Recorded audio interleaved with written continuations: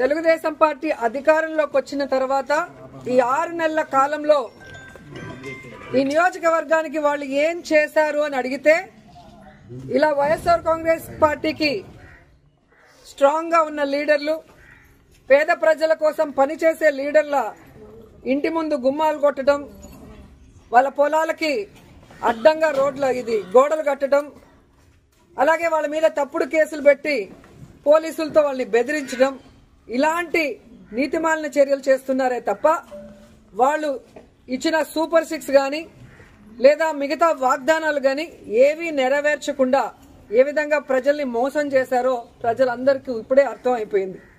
కానీ దురదృష్టం ఏంటంటే ఈ పంచాయతీలో తాగే నీళ్ల దగ్గర నుంచి ప్రజలకి అన్ని అందుబాటులోకి తీసుకొచ్చే సచివాలయం, ఆర్బీకే సెంటర్ అన్ని కూడా ఇక్కడ లీడర్లు వాళ్ళ ల్యాండ్ ఇచ్చి కట్టించి ప్రజలకు అన్ని అందుబాటులోకి తీసుకొచ్చారు.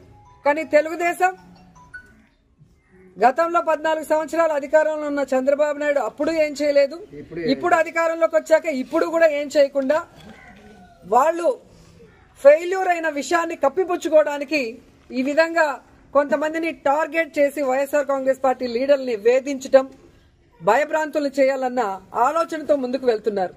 వాళ్ళు అర్థం చేసుకోవాల్సింది ఒక్కటే, మా నాయకుడు జగన్మోహన్ రెడ్డి గారు భయం అనేది ఆయన బ్లడ్ లో లేదు. ఆయన వెనక పనిచేస్తున్న మేమందరం కూడా జగనన్న సైనికులుగా ముందుకు వెళ్తున్నాం. ఎవరికి భయపడే పరిస్థితి లేదు. ఎందుకంటే వైఎస్ఆర్ కాంగ్రెస్ పార్టీలో మేము ఎవరు తప్పు చేయలేదు. 5 ఏళ్లు కూడా ప్రజలకి మంచే చేశాం, నియోజకవర్గాలన్నీ అభివృద్ధి చేశాం.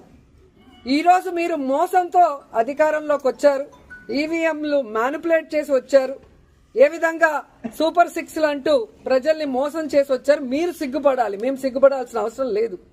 కానీ ఈరోజు టీడీపీ వాళ్ళని హెచ్చరిస్తున్నాం, ఇలాంటి పనికిమాలిన కార్యక్రమాలు మరొకసారి చేస్తే సహించేది లేదు.